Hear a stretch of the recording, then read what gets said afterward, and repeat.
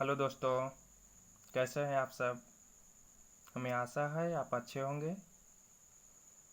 चलिए तो परसेंटेज में आगे बढ़ते हैं और पिछले क्लास में पढ़ा था परसेंटेज टू फ्रैक्शन व फ्रैक्शन टू परसेंटेज में चेंज करने के लिए। उसी में और आगे बढ़ते हैं, फिर आगे क्वेश्चन करेंगे। चलिए तो पिछले क्लास में तो आपने पढ़ा ही था सपोज डेट 1/3, तो तुरंत याद होना चाहिए। अरे 33.33%। अब इसी को 2/3 पूछ दिया जाएगा तो क्या नहीं बता पाएगा? बिल्कुल बता पाएगा। 33.33 इंटू 2 66.66% यानी 66%। ओके, अब इसी तरह आगे बढ़ते हैं। For example 5/6। अब भाई 5/6 को तो आप बता ही सकते हैं। 5/6 5 इंटू 1/6 का क्या होता है? 1/6 का तो आप तो बता ही सकते हैं। नहीं बता सकते 1/6 का 16.2/3%। तो इसी को ना गुना कर देंगे हम 16.2/3%। 1/6 का इतना होता है तो 5 से मल्टीप्लाई कर देंगे तो ये आ जाएगा 80 प्लस ये 5 जाएगा 10/3%। अब इसी को नहीं लिख सकते हैं 83.1/3%। चलिए तो इतना तो आपको आ ही गया होगा। अब फॉर एग्जाम्पल ले लीजिए 4/7। 4/7 4/7 को तो हम नहीं जानते, बट इतना तो जरूर जानते हैं कि 1/7 को क्या बताए थे? 14.2/7%। तो क्या 4/7 इसी के ना 4 टाइम्स है? 4 टाइम्स कर दीजिए तो नहीं हो जाएगा क्या? 4 इंटू 14.2/7%। ठीक है, ठीक। और रेशियो कर दीजिए 56 प्लस 8/7%। ये तो जोड़ घटाव है दोस्त। 56 प्लस 1 आएगा और ठीक है 1 प्लस 1/7% यानी 57.1/7%। ठीक है, अब तो कर ही सकते हैं आप। किसी भी डाटा, कोई भी डाटा ले लीजिए। 1/5 ले लिए, ठीक है। अब सपोज डेट पूछ दिया 3/5 तो उसका जस्ट 3 से मल्टीप्लाई कर दीजिए। चलिए देखिए, अब जैसा बताया था 1/9। 1/9 को क्या बताया था? 11.1/9%। ठीक है, यानी इसको बोल सकते हैं 11 यानी 11.11%। ठीक, अब आपसे पूछ दिया जाए 4/9 को क्या लिख सकते हैं? तो नहीं बता सकते हैं, बिल्कुल बता सकते हैं। 4/11 तो 4 से इसमें मल्टीप्लाई कर दीजिए तो हो जाएगा 44.44%। अब इसी को ऐसे लिख लीजिए 44.4/9%। ठीक है, ये सब जोड़ घटाव का है। जोड़ घटाव गुना भागा इतना तो आना ही चाहिए आपको। कॉम्पिटिटिव एग्जामिनेशन का प्रिपरेशन कर रहे हैं आप।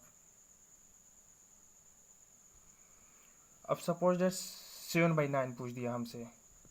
7/9 पूछ दिया तो 1/9 तो इतना है तो 7/9 को 27.77%। अब इसी को लिख सकते हैं ऐसे 77.60/9%। ठीक है,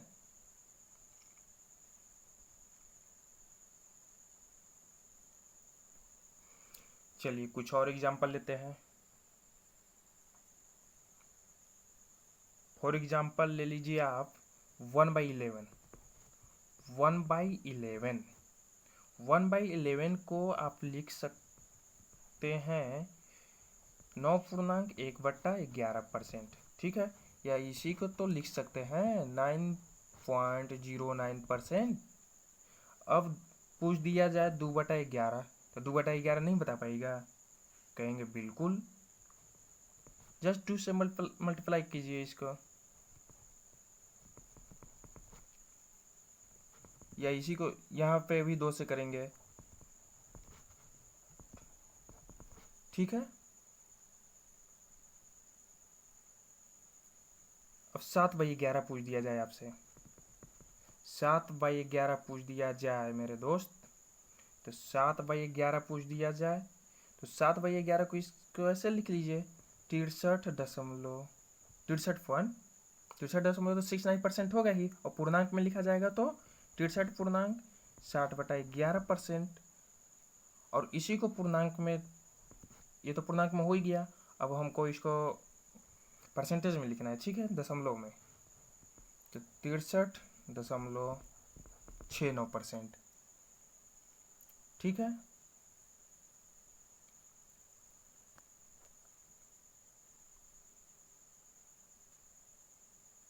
ये सब रटना नहीं है, बिल्कुल नहीं दोस्त, ये सब आप प्रैक्टिस कीजिए, डेली प्रैक्टिस कीजिए, और धीरे धीरे जैसे ही आगे बढ़ेंगे क्वेश्चन कराएंगे, क्वेश्चन में इसका कहाँ पे यूज होगा ये बताया जाएगा आपको।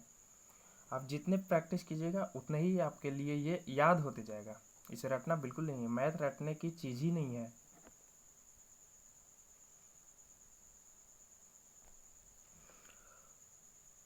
और एग्जाम्पल ले लीजिए, जैसे 1/12, 1/12 को आप क्या लिख सकते हैं, 8.1/3%, ठीक है। और इसी को लिख सकते हैं 8.33%। अब पूछ दिया जाए मेरे दोस्त कि 5/12 का क्या होगा, तो आप लिख दीजिए इसे, 5×8 = 40 हो जाएगा, प्लस 5/3%। जोड़ घटाव गुना भाग आपको सिंप्लीफिकेशन में सिखाया जाएगा। यदि आपको जोड़ घटाव नहीं आता है तो चिंता की कोई बात नहीं। चलिए तो इसको लिख लीजिए मेरे दोस्त, 41.2/3%, या इसी को लिख लीजिए 41.66%, ठीक है। आप खुद से कर सकते हैं। अब 7/12 पूछ दिया, नहीं दिख रहा है, ओके।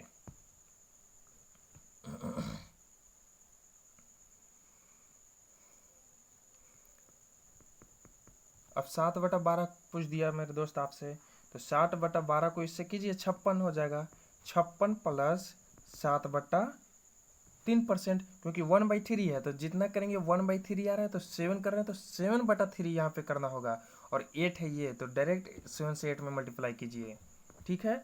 और इसको जब ये इसको सिंप्लीफाई कीजिएगा तो आपको हो जाएगा ये 3 दूनी तो 58.1/3%, या इसी को दशमलव में लिख सकते हैं मेरे दोस्त 58.33%, ठीक है। चलिए आगे देखते हैं दोस्त। अब जैसे 1/15, 1/15 को क्या लिखते हैं, 6.2/3%, ठीक है, या इसी को लिखते हैं 6.66%। अब हमसे पूछ दिया जाए कि 11/15 क्या हो गया, ये तो आप लिख ही सकते हैं, इतना तो करना अब आ ही गया होगा, क्योंकि जैसे जैसे आप प्रैक्टिस कीजिएगा दोस्त आप आसानी से इसे करने लग सकते हैं, बिल्कुल। चलिए तो 11/15 को क्या लिख सकते हैं, 11×66 कर दीजिए यहाँ पे, और 11 दूनी 22, 22/3%, ठीक है। और 22/3 को तोड़िएगा तो ये हो जाएगा 66 और 7 73.1/3%, या इसी को दशमलव में लिख सकते हैं मेरे दोस्त 73.33%। अब इसे क्वेश्चन में यूज कैसे किया जाता है तो आगे बताएंगे, लेकिन यहाँ पे थोड़ा बता दे रहे हैं आपको। जैसे एग्जाम क्वेश्चन में दे दिया, ठीक, कि किसी कोई संख्या सपोज 73.33% उसे बढ़ाया गया है, तो हमको तुरंत माइंड में याद आना चाहिए कि 73.33% को क्या लिख सकते हैं, 11/15, ये डायरेक्ट आना चाहिए। 6.66% को क्या लिख सकते हैं, 1/15। ठीक है, चलिए अब आगे बढ़ते हैं मेरे दोस्त। अब 1/16 को लिखते हैं 6.1/4% या 6.25%। ठीक है, अब इसी को हमको लिखने के लिए दे दिया जाए 9/16। चलिए तो यहाँ पे तो 9/16, 9/16 को क्या लिख सकते हैं, 9/16 को क्या लिख सकते हैं मेरे दोस्त। तो 9/16 को जैसे 9×6 = 54 और 9/4, तो 9/4 कीजिएगा तो 2 आ जाएगा। ठीक है, तो 9/4 मतलब 2.25, तो 54 यानी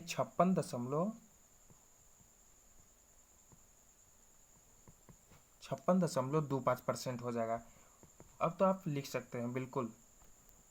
हम अभी तक कर रहे थे फ्रैक्शन टू परसेंटेज में चेंज कर रहे थे। अब आपको दे दिया जाए परसेंटेज से फ्रैक्शन में चेंज कीजिए, तो कैसे करेंगे। सपोज दैट 66.66%, 66.66% को तो आपको डायरेक्ट आना चाहिए याद कि अरे ये तो 2/3 है। ठीक उसी तरह 88.88% को क्या लिख सकते हैं, 8/9, क्योंकि 11.11% को क्या लिखते थे, 1/9। इसी का तो एक टाइम सही है।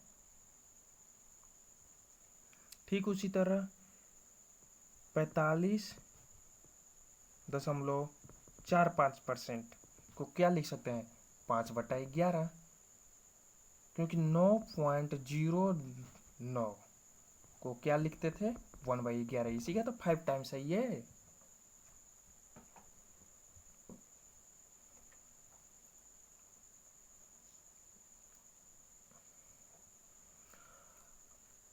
अब आपको ऐसे दे दिया जाए, ठीक है।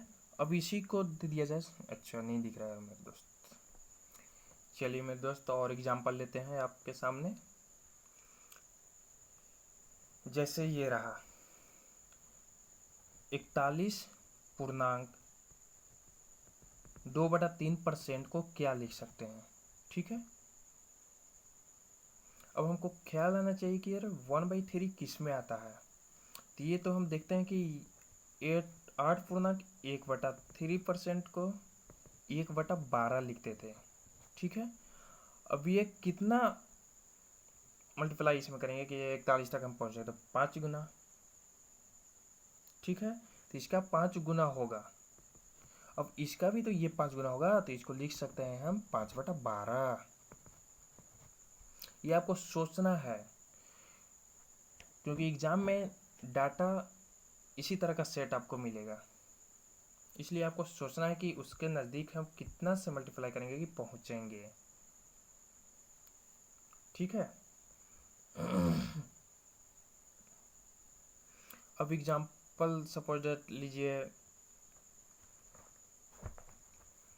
54.6/11% को क्या लिख सकते हैं। ये शायद बताया था या नहीं भी बताया था, तो देख लीजिए 6/11, क्योंकि 1/11 होता है 9.09%। तो इसका कितना है, ये तो 6 गुना है, तो 6/11 हो जाएगा। चलिए अब आगे बढ़ते हैं।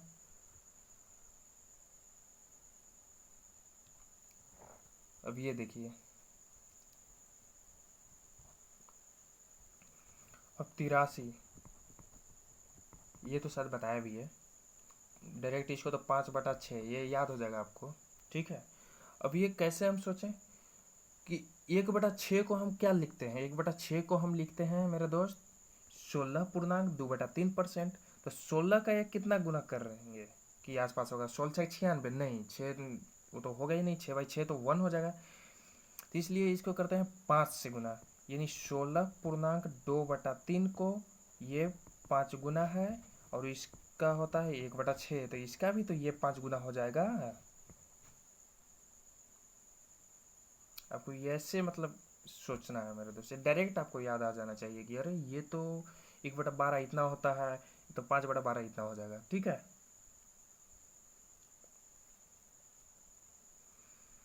चलिए तो अब आगे बढ़ते हैं मेरे दोस्त। अब ये तो डाटा सेट होता है, जैसे ये सब तो याद रहता है 1/12, 1/11, 1/, अब जो डायरेक्ट याद नहीं रहता है उसको क्या। चलिए तो मेरे दोस्त आगे बढ़ते हैं। अब तो हो गया आसान डाटा वाले की जो डायरेक्ट आपको याद आना चाहिए। यदि डायरेक्ट वाले नहीं तो कैसे उसको सिंप्लीफाई करके भी परसेंटेज निकाला जाता है। जैसे फॉर एग्जांपल दे दिया 64.28%। 64.28% को कैसे, तो इसको तोड़िए, तोड़ना तो आता ही होगा। इसको कैसे तोड़ सकते हैं, ऐसा डाटा लीजिए कि जो फ्रैक्शन में भी आसानी से चेंज हो जाए। तो सपोज डेट हम लेते हैं 50%। 50% प्लस 14.28%। अब आपको तो याद आना ही चाहिए 50% को क्या लिख सकते हैं हम, 1/2। और 14.28% को क्या लिखा जा सकता है, 1/7। अब इसको सिंप्लीफाई कीजिए, 9/14। कुछ नहीं है दोस्त, ये सब आपको सिंप्लीफाई करना है सिर्फ। अब एक और एग्जांपल देख लीजिए, जैसे 29.1/6%। 29.1/6% को कैसे तोड़ सकते हैं, तो 6, तो इसको तो 25%। एक डाटा वैसा लीजिएगा जो आसानी से फ्रैक्शन में टूट जाए, वैसा डाटा लेना है। ठीक है, 25% प्लस 4.1/6%। ठीक है, अब 25% को हम जानते हैं 1/4 होता है, और 4.1/6% को भी जानते हैं 1/24 होता है। अब इसको सिंप्लीफाई कीजिएगा तो ये हो जाएगा 24, और ये 6 और 1 7, यानी 7/24। ठीक है, ऐसे सिंप्लीफाई करना है। कोई भी डाटा दे दिया जाए क्वेश्चन में तो ऐसे आपको तोड़ तोड़ कर उसको मतलब सिंप्लीफाई करना है।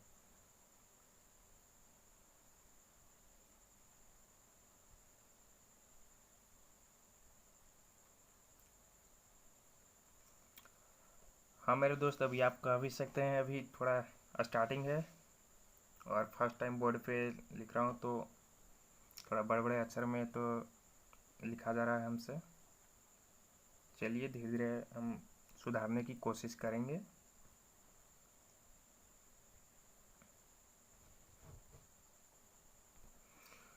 चलिए अब फॉर एग्जाम्पल दे दिया जाए मेरे दोस्त 227.27% को क्या लिख सकते हैं, जरा सोचिए आप। आसानी से सोच सकते हैं, सिंपल डाटा इसको तोड़ना है। सिंपल डाटा में तो 200% को अलग कर लीजिए और 27.27% को अलग। अब 200% को क्या लिखते हैं, 2 लिख सकते हैं, क्योंकि 100% 1, तो 200% 2। अब इसको क्या लिख सकते हैं मेरे दोस्त, ये आपको ध्यान आना चाहिए कि 9.09%, 9.09% को लिखते हैं 1/11। तो ये कितना है, तो इसी का तो 3 गुना है ये, 27.27%, तो इसका 3 गुना होगा ना।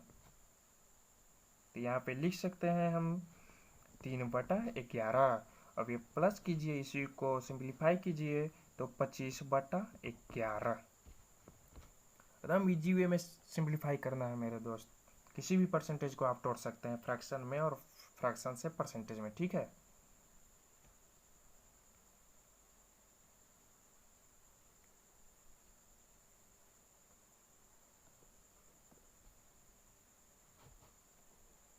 चलिए और एग्जांपल लेते हैं। क्वेश्चन पे भी धीरे धीरे आएंगे। अभी ये सब छोटी छोटी बातें जानिए, क्योंकि क्वेश्चन में कुछ नहीं है, मेन ये बेसिक चीज़ है। बेसिक चीज़ आप सीख लिए तो क्वेश्चन आसानी से बन जाएगा।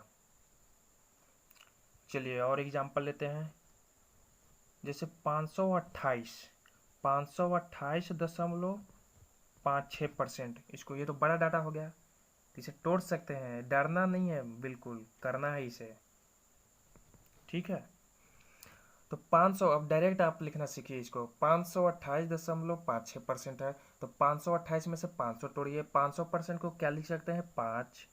और 28.56% है, हमने सिखाया था अभी। 28.56% को क्या लिख सकते हैं, 2/7। ये आपको जल्दी जल्दी आना चाहिए कैलकुलेशन, माइंड कैलकुलेशन भी कर सकते हैं आप, ठीक है। तो 37/7%, ठीक है मेरे दोस्त। अब एक और एग्जांपल ले लीजिए आप। 218.2/11%। 2+2/11, 2+2/11 को क्या लिख सकते हैं मेरे दोस्त। जैसे 218, तो ये कैसे लिख दिया हमने, 200 को 2 और 18.2/11% को 2/11, क्योंकि 1/11 अभी जस्ट थोड़ी देर पहले ही बताया था 9.09% होता है। तो 9.09%, तो इसी को तोड़ दिया ना। 18.2/11 था, तो 11 दूनी 22 और 2 24, 24/11%, ठीक है मेरे दोस्त। ये सब डाटा आजकल बहुत पूछे जा रहे हैं क्वेश्चन। प्रीवियस क्वेश्चन में आपको जल्दी नहीं मिलेंगे, लेकिन 2018 के पेपर से देख लीजिए एसएससी का क्वेश्चन आप, तो मैक्सिमम क्वेश्चन में आपको परसेंटेज का डाटा कॉम्प्लिकेटेड मिलेगा आपको। डायरेक्ट सिंपल वे में नहीं, जैसे पहले एग्जाम में देता था क्वेश्चन, जैसे 5 साल का पहले पेपर उठाएगा तो 20%, 30%, 10% ऐसे देता था डाटा। लेकिन आज का क्वेश्चन उठाएगा आप तो ये सब डाटा देखने को मिल रहा है। 9.09%, 11.11%, 11.11%। इसलिए ये सबसे डरना बिल्कुल नहीं है, ये सब आसान होते हैं डाटा, मतलब आपको सिर्फ तोड़ना आना चाहिए।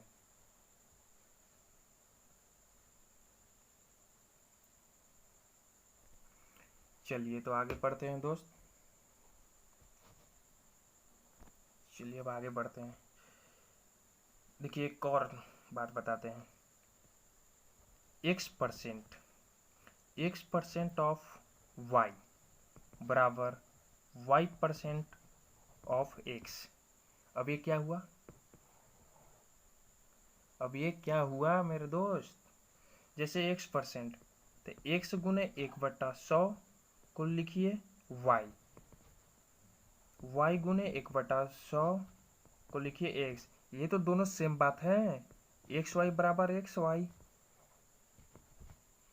ये होता है, ठीक है।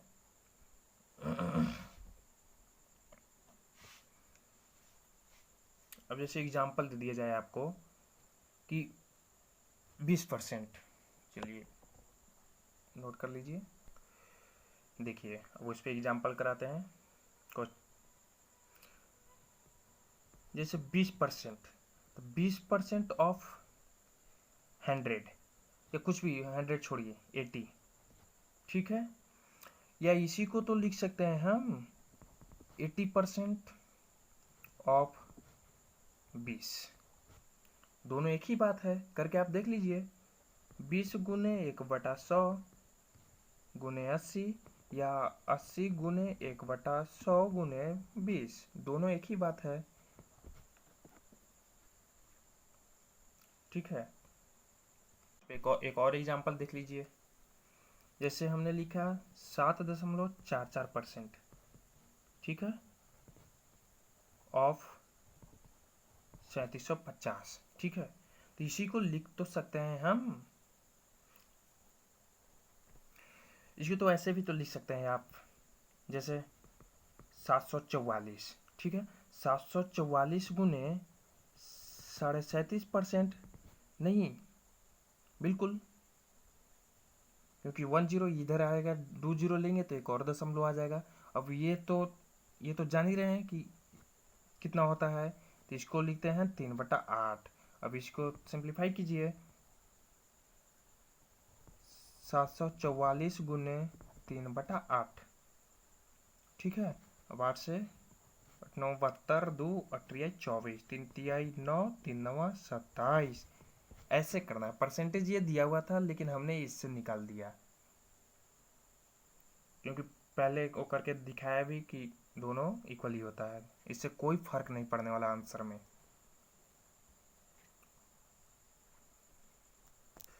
चलिए मेरे दोस्तों, fraction to percentage, percentage to fraction, वो बहुत हो गए चेंज करने के लिए। चलिए अब आते हैं मल्टीप्लाइंग फैक्टर या स्केलिंग फैक्टर। ठीक है, मल्टीप्लाइंग फैक्टर,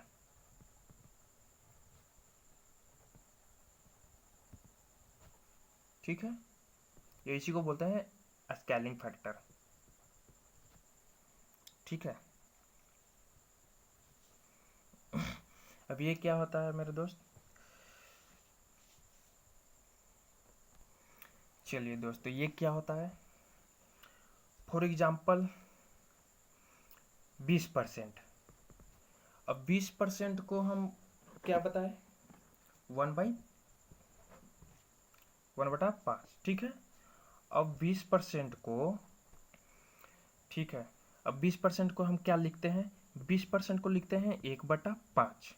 अब सपोज दे दिया कि 20% इंक्रीज करना है या 20% डिक्रीज करना है। अब हमको यहाँ पे 20% इंक्रीज करना है, तो 20% इंक्रीज करना है मतलब कि 20% तो ये बेस वैल्यू होता है, ठीक है, ये बेस, और जो भी बढ़ता है ये बढ़ता है, यानी 5 का एक 20% हुआ।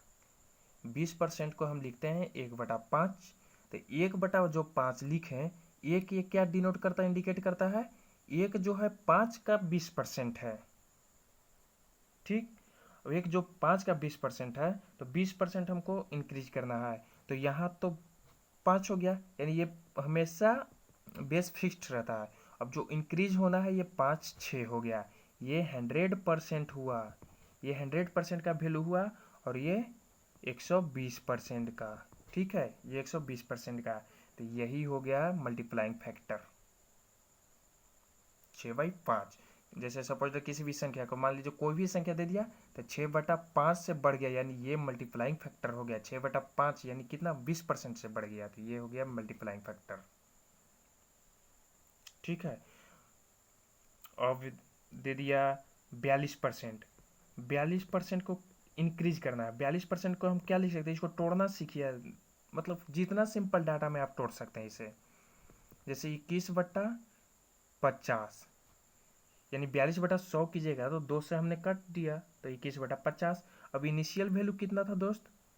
इनिशियल वैल्यू 50, यानी बेस इनिशियल वैल्यू 50। अब फाइनल वैल्यू तो इंक्रीज करना है, तो ये ऐड होगा 71, यानी ये 21, यानी 21/50 42%। यही हो गया 71/42, ये हो गया मल्टीप्लाइंग फैक्टर। ये बहुत काम आएंगे डायरेक्ट क्वेश्चन में। मल्टीप्लाइंग फैक्टर का बहुत रोल होता है, ऐसे क्वेश्चन फास्ट बनाने का ये सब तरीका है, ठीक है। अब देखिए कैसे, इसी तरह हम लिखते हैं इनिशियल वैल्यू, इनिशियल वैल्यू, ठीक है। और इधर लिखते हैं हम फाइनल वैल्यू। अब ये कैसे लिख रहे हैं?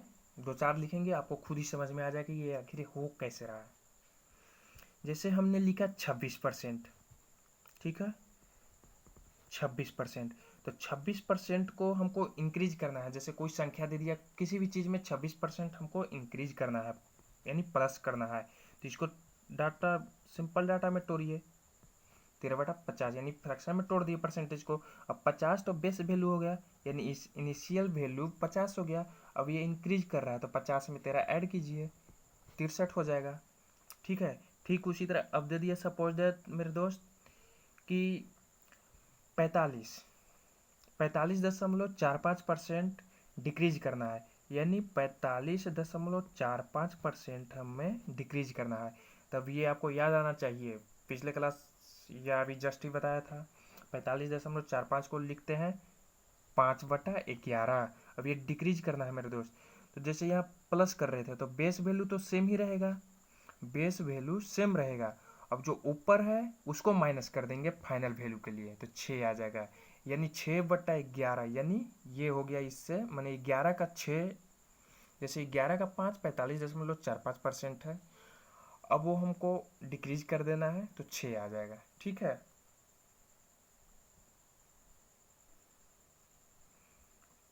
चलिए और आगे बढ़ते हैं।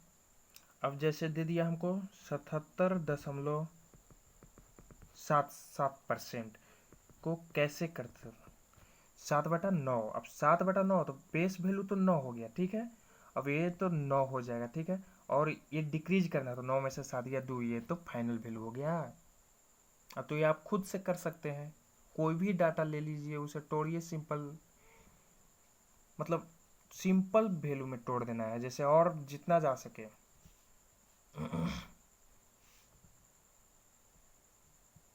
इसे क्वेश्चन बनाने में आपको आसानी होगी मल्टीप्लाइंग फैक्टर या स्केलिंग फैक्टर से।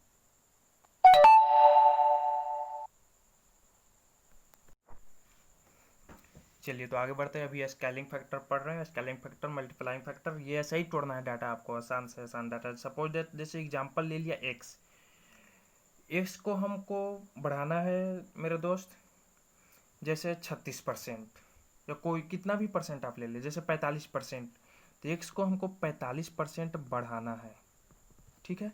एक्स को 45% बढ़ाना है तो एक्स प्लस एक्स गुने 45%, ठीक है। और इसको लिख सकते हैं एक्स प्लस 45x/100, या इसी को मेरे दोस्त लिख सकते हैं 1 प्लस एक्स, हम कॉमन लेंगे, ठीक है, 45/100x।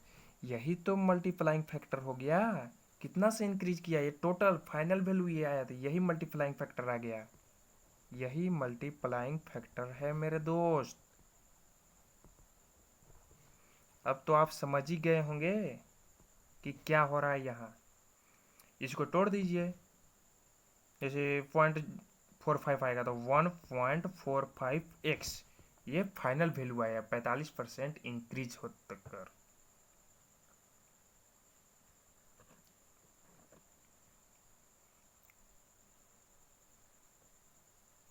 ठीक है मेरे दोस्त, तो हमने परसेंटेज में जो भी बेसिक बातें थी सब पढ़ लिया।